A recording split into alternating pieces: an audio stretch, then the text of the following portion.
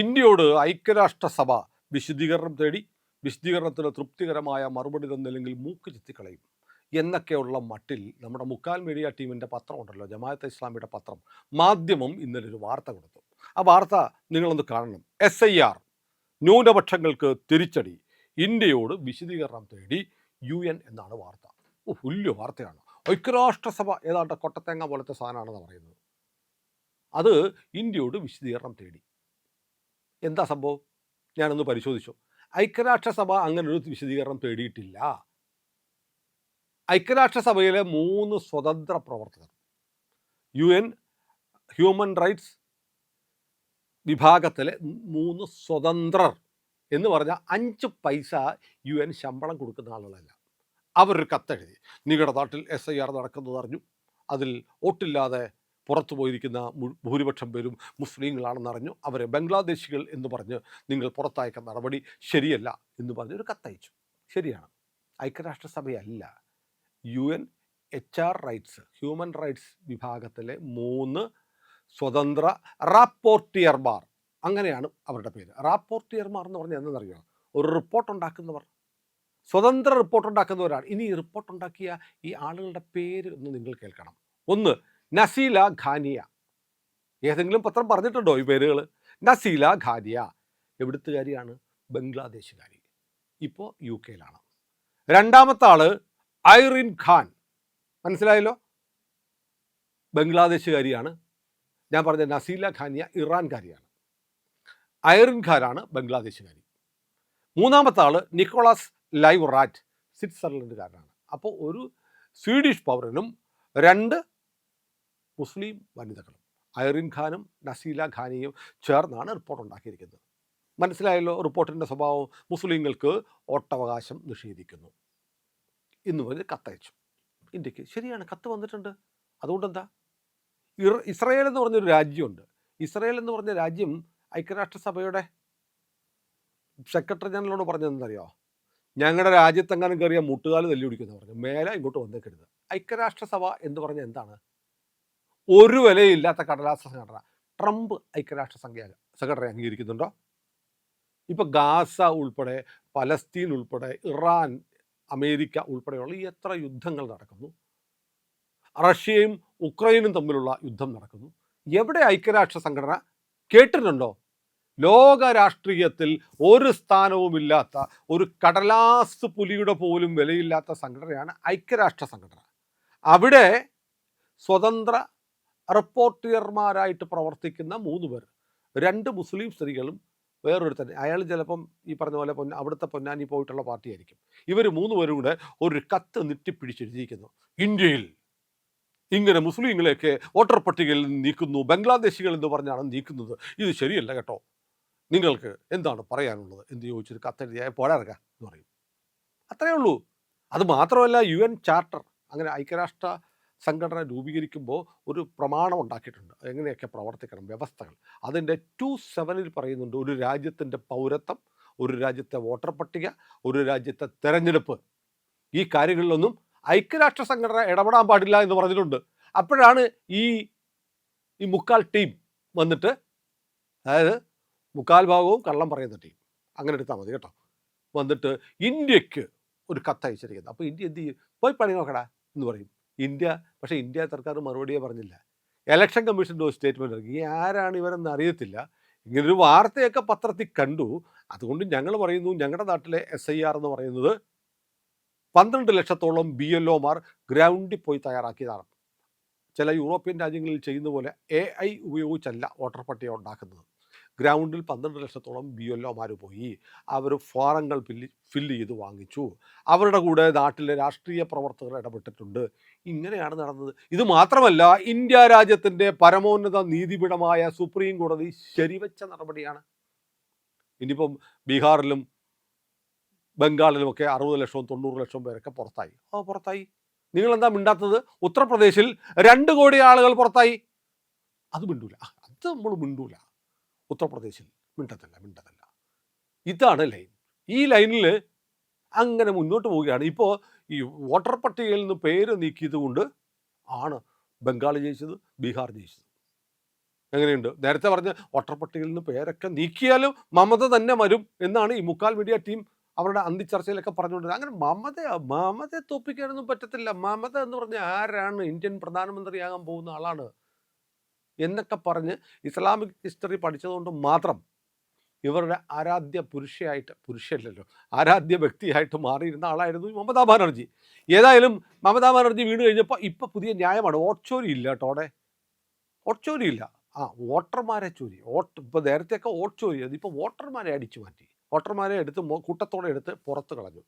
രാജ്യത്തെ നീതിപീഠം, പരമോന്നത നീതിപീഠം അംഗീകരിച്ച ഒരു നടപടിയെ നിങ്ങൾ അംഗീകരിക്കില്ല എന്ന് പറഞ്ഞാൽ നിങ്ങൾ പിന്നെ എന്തു ഭരണഘടന, എന്ത് ജനാധിപത്യം, എന്ത് റൂൾ ഓഫ് ലോയെക്കുറിച്ചാണ് പറയുന്നത്?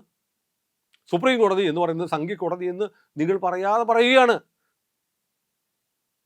നോക്കൂ, നമ്മുടെ രാജ്യത്ത് ഏറ്റവും കൂടുതൽ ഒഴിവാക്കപ്പെട്ട ആളുകൾ ബംഗാളിലും ബീഹാറിലും എല്ലാം ഞാൻ നേരത്തെ പറഞ്ഞ പോലെ യുപിയിലാണ്. ബംഗാളിലും ബീഹാറിലും ഒഴിവാക്കപ്പെട്ടതിൽ ഭൂരിപക്ഷം പേര് മുസ്ലിങ്ങളാണ്. സ്വാഭാവികമായിട്ടും അങ്ങനെയാണ്. കാരണം ഇന്ത്യയുടെ അതിർത്തി പ്രദേശങ്ങളിൽ നിന്ന് നുഴഞ്ഞു കയറി വന്നിട്ടുള്ള മുസ്ലിമുകൾ വർഷങ്ങളായി ബംഗ്ലാദേശികൾ ബംഗാളിലും ആസാമിലും ഉണ്ട് എന്ന കാര്യത്തിൽ തർക്കമുണ്ടോ? ഒരു തർക്കവുമില്ല. പക്ഷേ എന്താ പറയുന്നത്, അവരൊക്കെ മനുഷ്യരല്ലേ, അവർക്ക് ഇവിടെ താമസിച്ചാൽ എന്താണ്? നേരത്തെ സോണിയാഗാന്ധിയുടെ അടുക്കളയിലെ കൂട്ടുകാരിയായിരുന്ന ഒരു കക്ഷി പറഞ്ഞില്ലേ, ആസാമിൽ പോയിട്ട് ഈ ഭൂമി എന്ന് പറഞ്ഞാൽ അള്ളാഹ് ഉണ്ടാക്കിയതാണ്, അതുകൊണ്ട് മുഴുവൻ മനുഷ്യർക്കും എവിടെയും താമസിക്കാൻ, മുഴുവൻ ബംഗ്ലാദേശികൾക്കും ഇന്ത്യയിലും താമസിക്കാൻ അവകാശമാണ്. അള്ളാഹയുടെ ആണല്ലോ ഭൂമി. കാരണം ഭൂമി ദൈവത്തിന് വഖഫ് ചെയ്താണ് ഭൂമി. അതുകൊണ്ട് എവിടെയും മുസ്ലിമുകൾക്ക് അവകാശമുണ്ട്. ഇതാണ് ഇവരുടെ പോളിസി. അതാണ് പോളിസി. നുഴഞ്ഞുകയറ്റം എന്ന് പറയുന്നത് ഒരു വഖഫിൻ്റെ ഭാഗമായ പ്രവർത്തനമാണ്. ഇന്ത്യ എന്ന് പറയുന്ന രാജ്യത്ത് താമസിക്കാൻ ഞങ്ങൾക്ക് അവകാശമുണ്ട്. കാരണം ഇന്ത്യയിലെ ഭൂമിയും അള്ളാഹ്ക്ക് വഖഫ് ചെയ്തതാണ്. അതുകൊണ്ടാണ് പൊതുനിരത്തിൽ ട്രെയിനിലൊക്കെ ഇവർ നിസ്കരിക്കുന്നത് എല്ലാം അള്ളാഹ്ക്ക് വഖഫ് ചെയ്തതാണ്. ഈ ലൈനുമായിട്ട് നടക്കുകയാണ്. ബംഗ്ലാദേശികളായിട്ടുള്ള റോഹിംഗ്യൻസ് ആയിട്ടുള്ള ആളുകൾ നമ്മുടെ രാജ്യത്തുണ്ട്. തർക്കമുണ്ടോ? SIRനെ എതിർക്കുന്നവർ പറയണം, തർക്കമുണ്ടോ നിങ്ങൾക്ക്? ബംഗ്ലാദേശി നുഴഞ്ഞുകയറ്റക്കാരിവിടെയുണ്ട്, അവരെ പുറത്താക്കണോ? പറയില്ല. പുറത്താക്കണമെന്ന് പറയില്ല. അവരിവിടെ ജീവിച്ചോട്ടെ, മനുഷ്യരല്ലേ, പാവങ്ങളല്ലേ, അവിടെ നിവൃത്തിയില്ലാഞ്ഞിട്ട് വന്നതല്ലേ. അവിടെ നിവൃത്തിയില്ലാഞ്ഞിട്ട് ഇവരെന്ത് പാകിസ്ഥാനിൽ പോവാത്തത്? എന്താ ഇവർ അഫ്ഗാനിസ്ഥാനിൽ പോവാത്തത്? എന്താ ഇവർ ഗൾഫ് രാജ്യങ്ങളിൽ പോവാത്തത്? അങ്ങോട്ട് കയറി അവർ വെടിവെച്ചു കൊല്ലും. പിന്നെ ഇന്ത്യയിലേക്ക് മാത്രം എന്ത് വരുന്നത്? അത് കൃത്യമായ അജണ്ടയാണ്. കാരണം ഇന്ത്യ എന്ന് പറയുന്ന രാജ്യത്തിൻ്റെ ഒരു ഭാഗം പിടിച്ചെടുത്തുകൊണ്ട് പോയി ഞങ്ങൾ പാകിസ്ഥാൻ ഉണ്ടാക്കി. ഇനി കുറേ ഭാഗം കൂടെ വേണം. ഇപ്പോൾ പാകിസ്ഥാനിലെ പാഠപുസ്തകങ്ങൾ പഠിപ്പിക്കുന്നതെന്നറിയോ? ഇന്ത്യയിൽ നിന്ന് വിഘടിച്ചു പോയതല്ല പാകിസ്ഥാൻ. പാകിസ്ഥാൻ പണ്ടേ ഉണ്ടായിരുന്നു. മുഗൾ ഭരണത്തിൻ്റെയൊക്കെ ഭാഗമായിട്ട് ഉണ്ടായിരുന്നത് പാകിസ്ഥാനാണ്. പാകിസ്ഥാനിൽ നിന്ന് പിളർന്നു പോയത് ഇന്ത്യയാണ്. പാകിസ്ഥാനിലെ പാഠപുസ്തകങ്ങൾ അങ്ങനെയാണ് പറയുന്നത്. അതായത് മുഗൾ സാമ്രാജ്യം ഉണ്ടായിരുന്നു, അതായിരുന്നു ആദ്യം ഉണ്ടായിരുന്നത്. അതിനു മുമ്പ് ചരിത്രമില്ല കേട്ടോ. മുഗൾ സാമ്രാജ്യത്തിന് മുമ്പ് ഇവിടെ ചരിത്രമൊന്നുമില്ല. മുഗൾ സാമ്രാജ്യം മുതലാണ് ഈ ഭൂപ്രദേശത്തിൻ്റെ ഭാരതവർഷത്തിൻ്റെ ചരിത്രം ആരംഭിക്കുന്നത്. അവരെ സംബന്ധിച്ച്, എല്ലാ മുസ്ലിങ്ങളെയും സംബന്ധിച്ച് അങ്ങനെയാണ്. അന്ന് മുതൽ ചരിത്രം ആരംഭിക്കുന്നു. എന്നിട്ട് സ്വാതന്ത്ര്യ സമരമൊക്കെ നടക്കുന്നു. ഇന്ത്യക്കാർ വേറെ രാജ്യം ആയിട്ട് പോകുന്നു.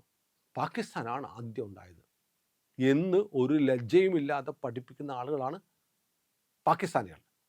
ആ പാകിസ്ഥാനികളുടെ വാദമാണ് ഇവർ മുന്നോട്ട് വെക്കുന്നത്. അല്ലെങ്കിൽ എന്തുകൊണ്ടാണ് ഭാരതത്തിലേക്ക് നുഴഞ്ഞു കയറിയ ഇന്ത്യക്കാരല്ലാത്ത ആളുകളെ പുറത്താക്കണം എന്നിവർ പറയാത്തത് എന്താണ്? കാരണം ഒറ്റ കാര്യമുള്ളൂ, മതമാണ്. ഞങ്ങളുടെ മതത്തിൽപ്പെട്ടവർ ഇങ്ങോട്ട് വരട്ടെ, ഇവിടെ ഭൂരിപക്ഷമാവട്ടെ, എന്നിട്ട് രണ്ടാമതൊരു പാകിസ്ഥാനോ രണ്ടാമതൊരു ബംഗ്ലാദേശോ ആയിട്ട് ഇന്ത്യ മാറട്ടെ.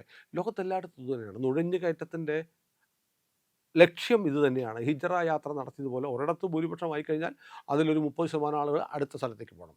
അവിടെ ചെന്നിട്ട് അവിടെ പെറ്റുപെരുകി അക്രമം നടത്തി ഭൂരിപക്ഷമാകണം. അവിടെയും ആയിക്കഴിഞ്ഞാൽ അടുത്ത സ്ഥലത്തേക്ക് പോകണം. ഇങ്ങനെ ലോകം മുഴുവൻ വ്യാപിച്ച് ലോകം മുഴുവൻ അള്ളാഹ്ക്ക് വഖഫ് ചെയ്യണം. ഇതാണ് പോളിസി. ഇതിനെ സാധൂകരിക്കുന്ന തരത്തിലാണ് ഐക്യരാഷ്ട്രസഭ പെരുമാറുന്നത്. ഇതാണ് ബെഞ്ചമിൻ നെതന്യാഹു പറഞ്ഞത്. ഐക്യരാഷ്ട്രസഭ എന്ന് പറയുന്നത് ഈ ഗാസ യുദ്ധത്തിൽ പക്ഷം പിടിക്കുകയാണ്, ഹമാസിന് വേണ്ടി പക്ഷം പിടിക്കുകയാണ്. ഐക്യരാഷ്ട്രസഭയുടെ വേഷത്തിൽ യൂണിഫോമിലാണ് ഹമാസ് ഭീകരന്മാർ കഴിഞ്ഞിരുന്നത്. അല്ലെങ്കിൽ ഹമാസിലെ പല ഭീകരന്മാരുമാണ് ഐക്യരാഷ്ട്രസഭയിൽ അവിടെ ജോലി ചെയ്തിരുന്നത്. ഐക്യരാഷ്ട്രസഭയുടെ ഓഫീസുകളുടെ ഭൂമിക്ക് അടിയിൽ അണ്ടർഗ്രൗണ്ടിൽ ഹമാസിന് താവളമുണ്ടായിരുന്നു. ഇതൊക്കെ കണ്ടിട്ടാണ് പറഞ്ഞത് UN സെക്രട്ടറി ജനറൽ മേലിൽ ഇസ്രായേലിൽ കാല് കുത്തി പോകരുത് എന്ന് പറഞ്ഞ് വിലക്ക് ഏർപ്പെടുത്തി നെതന്യാഹു. വർഷം 2-3 ഐക്യരാഷ്ട്രസഭ എന്ത് ചെയ്തു? ഒന്നും ചെയ്തില്ല. ഇത്രയേ ഉള്ളൂ. അപ്പോൾ ഈ ഇല്ലാത്ത റിപ്പോർട്ടുകൾ ഉണ്ടാക്കുക, എന്നിട്ട് ഈ സമീപകാലത്ത് ചില ഇൻഡെക്സുകളുണ്ട്, ഹാപ്പിനെസ് ഇൻഡെക്സ്. ഇന്ത്യയെക്കാളും ഹാപ്പിയാണ് ആര്? ബംഗ്ലാദേശികൾ. ഇന്ത്യക്കാരെക്കാളും ഹാപ്പിയാണ് പാകിസ്ഥാനികൾ. 1 കിലോ ഗോതമ്പിന് 750 രൂപയാണ്. അതിന് POKയിൽ വെടിയും കൂട്ടത്തല്ലും നടക്കുകയാണ്. 1 കിലോ ഗോതമ്പിന് 150 രൂപ. പാകിസ്ഥാനികൾ ഇന്ത്യക്കാളും ആഹ്ലാദത്തിൽ കഴിയുന്നവരാണ്. ചില ആളുകൾ ഇങ്ങനെ ഇൻഡെക്സുകൾ ഉണ്ടാക്കും വിശപ്പിൻ്റെ കാര്യത്തിൽ. ഇന്ത്യക്കാളും മുകളിലാണ് ബംഗ്ലാദേശ്. ഇവിടുന്ന് അരി കൊടുത്തില്ലെങ്കിൽ പട്ടിണി കിടന്ന് ചാവുന്ന ബംഗ്ലാദേശ് ഇന്ത്യക്കാളും ഭക്ഷ്യസുരക്ഷ ഉള്ള രാജ്യമാണ് എന്ന് റിപ്പോർട്ട് എഴുതി വെച്ചിട്ട് ഇവിടുത്തെ മാധ്യമങ്ങൾ അത് വാർത്തയാക്കും. എന്ന് പറയുന്നത് പോലെയാണ് UN റിപ്പോർട്ട് വന്നിരിക്കുന്നു, ഇന്ത്യക്കെതിരെ UN വിശദീകരണം ചോദിച്ച് നോട്ടീസ് അയച്ചിരിക്കുന്നു എന്നുള്ള വാർത്ത. കഴുത കരഞ്ഞു തീർക്കുന്നു കേട്ടിട്ടില്ലേ? അതുപോലെ അങ്ങനെയൊക്കെ ചുമ്മാ വാർത്ത കൊടുത്ത് ഇവന്മാർ ആശ്വാസം ഉണ്ടാക്കാൻ നോക്കുകയാണ്. പക്ഷേ ഇത് രാജ്യവിരുദ്ധ പ്രവർത്തനമാണ്. ഇല്ലാത്ത കാര്യം പറഞ്ഞ് നമ്മുടെ രാജ്യത്തെ അപമാനിക്കാനുള്ള ശ്രമമാണ്. വ്യാജ വാർത്ത ഉണ്ടാക്കുന്ന ഇവരെ കൈകാര്യം ചെയ്യാൻ എന്തുകൊണ്ടാണ് കേന്ദ്ര സർക്കാർ നടപടി എടുക്കാത്തത് എന്ന് എനിക്ക് മനസ്സിലാവുന്നില്ല. കാരണം മീഡിയ വൺ എന്ന് പറയുന്ന ചാനലും മാധ്യമം എന്ന് പറയുന്ന പത്രവും നിരന്തരം ഇങ്ങനെ ഇന്ത്യക്കെതിരായ വാർത്തകൾ പടച്ചു വിട്ടുകൊണ്ടേയിരിക്കുകയാണ്. ഇല്ലാത്ത വാർത്തകൾ ഉണ്ടാക്കുകയാണ്, അല്ലെങ്കിൽ ഫാക്ച്വലി തെറ്റായ വാർത്തകൾ ശരിയാണെന്ന തരത്തിൽ പ്രചരിപ്പിക്കുകയാണ്. ഇതിൻ്റെ അവസാനം കാണണ്ടേ? കാരണം ഇതെല്ലാം ഇങ്ങനെ വായിച്ച് സോഷ്യൽ മീഡിയയിൽ നമ്മുടെ ചില ആളുകൾക്ക് സംശയമുണ്ട്, ഇങ്ങനെയൊക്കെയാണോ നമ്മുടെ നാട്ടിലെ കാര്യങ്ങൾ കുഴപ്പത്തിലാണോ? എന്ത് സംശയം ഉണ്ടാവും? ആളുകളെ തെറ്റിദ്ധരിപ്പിക്കുക, അത് തന്നെയാണ് ലക്ഷ്യം. അതിനു വേണ്ടിയിട്ടാണ് ഉണ്ടാക്കുന്നത്. പക്ഷേ എവിടെ നമ്മുടെ നിയമങ്ങൾ? എവിടെ നമ്മുടെ അധികാരികൾ? എന്ത് നടപടി ഉണ്ടാവുന്നില്ല? കാരണം നമ്മളെ പോലെയുള്ള ചാനലുകൾ ഇത്തരം കാര്യങ്ങൾ വിശകലനം ചെയ്ത് യഥാർത്ഥ കാര്യങ്ങൾ പറയുന്നത് കൊണ്ടാണ് പ്രിയപ്പെട്ടവരെ നിങ്ങൾ അറിയുന്നത്. അല്ലെങ്കിൽ നിങ്ങളും കരുതും, ഐക്യരാഷ്ട്രസഭയൊക്കെ വിശദീകരണം നേടി, മോഡിയുടെ ഭരണത്തിന് എന്തോ കുഴപ്പമുണ്ട് കേട്ടോ, ഇത്രയ്ക്കൊന്നും വേണ്ടായിരുന്നു കേട്ടോ, ഈ കുറച്ച് എല്ലാ മുസ്ലിങ്ങളും കൂടെ എടുത്ത് ഒഴിവാക്കണമായിരുന്നു. ഒഴിവാക്കിയത് മുഴുവൻ ബംഗ്ലാദേശിൽ നുഴഞ്ഞൊറ്റക്കാരെയാണ്. 10 കോടി ആളുകളുണ്ട്. നിങ്ങൾ കരുതുന്ന പോലെയല്ല, 10 കോടി ആളുകൾ ബംഗ്ലാദേശി മുസ്ലിമുകൾ ഇന്ത്യയിൽ ഉണ്ടെന്നാണ് കണക്ക്. റോഹിംഗ്യൻസും ബംഗ്ലാദേശികളും പാകിസ്ഥാനികളും ചേർന്ന് 10 കോടി ആളുകൾ. ചെറിയ സംഖ്യയാണ്. അവരെന്താ ചെയ്തത്? നമ്മുടെ നാട്ടിലെ കുറ്റകൃത്യങ്ങളിൽ പങ്കാളികളാവുന്നു, നമ്മുടെ നാട്ടിൽ മയക്കുമരുന്ന് വയ്ക്കുന്നു, നമ്മുടെ ആളുകളെ കൊല്ലുന്നു, നമ്മുടെ ആളുകൾ നമ്മുടെ വീടുകൾ കൊള്ളയടിക്കുന്നു, നമ്മുടെ വിഭവങ്ങൾ തട്ടിയെടുക്കുന്നു, നമ്മുടെ ഉദ്യോഗങ്ങൾ തട്ടിയെടുക്കുന്നു, നമ്മുടെ ഭക്ഷ്യവസ്തുക്കൾ തട്ടിയെടുക്കുന്നു, നമ്മുടെ പൗരന്മാരെന്ന നിലയിൽ നമ്മുടെ വിദ്യാലയങ്ങളിൽ ചേർത്ത് അവരുടെ കുട്ടികളെ പഠിപ്പിക്കുന്നു. ഇതെല്ലാം ഇന്ത്യക്കാരന് മാത്രം എക്സ്ക്ലൂസീവായിട്ടുള്ളതാണ് ഈ രാജ്യത്തെ വിഭവങ്ങൾ. അത് കൊള്ളയടിക്കാൻ 10 കോടി ആളുകൾ നമ്മുടെ രാജ്യത്ത് നുഴഞ്ഞുകയറ്റക്കാരായി ഉണ്ട് എന്ന് പറയുമ്പോൾ അത് ഞെട്ടിക്കുന്ന കണക്കല്ലേ? അത്രയും ആളുകളെ ഒഴിവാക്കിയാൽ അവർ ജീവിക്കുന്നത് നമ്മുടെ പൗരന്മാർക്ക് ജീവിക്കാനുള്ള അന്നം കഴിച്ചിട്ടാണ്. അത് രാജ്യത്തെ അവർ ഈ രാജ്യക്കാരല്ല, അവർ വിദേശികളാണെന്ന് അറിഞ്ഞുകൊണ്ട് ഇവിടെ നിൽക്കുകയാണ്. ഒരവസരം വന്നാൽ ഈ 10 കോടി ആളുകളും ഇന്ത്യക്കെതിരെ ഇന്ത്യക്കകത്ത് നിന്ന് കലാപം ഉണ്ടാക്കും. അതാണ് ആലോചിക്കേണ്ടത്. ഒരു യുദ്ധം വരുമ്പോൾ 10 കോടി ആളുകൾ ഇന്ത്യക്കകത്ത് നിന്ന് കലാപം ഉണ്ടാക്കുന്നു. ലക്ഷക്കണക്കിന് ആളുകൾ റോഹിംഗ്യൻസ് മ്യാൻമറിൽ നിന്ന് ഓടി വന്നവരുണ്ട്, പഴയ ബർമയിൽ നിന്ന്. പിന്നെ പാകിസ്ഥാനികളുണ്ട്, ലക്ഷക്കണക്കിന് ആളുകൾ, ബംഗ്ലാദേശികളുണ്ട്.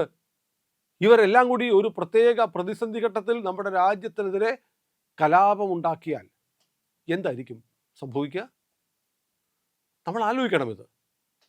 അപ്പോഴാണ് ഇത്തരം വ്യാജ റിപ്പോർട്ടുകൾ ഉണ്ടാക്കി ജനങ്ങളെ തെറ്റിദ്ധരിപ്പിക്കാനുള്ള ശ്രമങ്ങൾ നടത്തുന്നത്. ഏതായാലും ഇത്തരം വാർത്തകൾ, ഇത്തരം വസ്തുതാവിരുദ്ധമായ കാര്യങ്ങൾ വിശകലനം ചെയ്ത് നിങ്ങളോട് സംസാരിക്കാൻ ഇന്ത്യ ലൈവ് ഉണ്ടാവും. ഞങ്ങളുടെ കൂടെ ഉണ്ടാവണം. ചാനൽ ഉറപ്പായിട്ടും സബ്സ്ക്രൈബ് ചെയ്യണേ ചെയ്യാത്തവർ.